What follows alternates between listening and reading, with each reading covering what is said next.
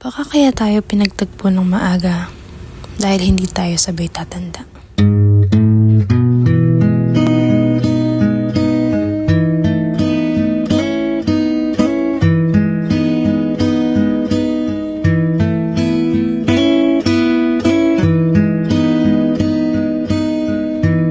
Hi bebe, good morning!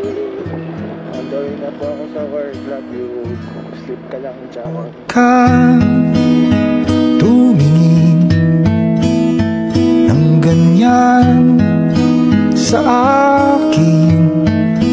Huwag mo akong kulitin, huwag mo akong tanungin.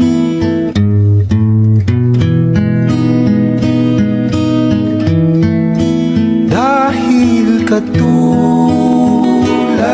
mo, ako rin ay nagbago. Di na tayo tulad ng dati.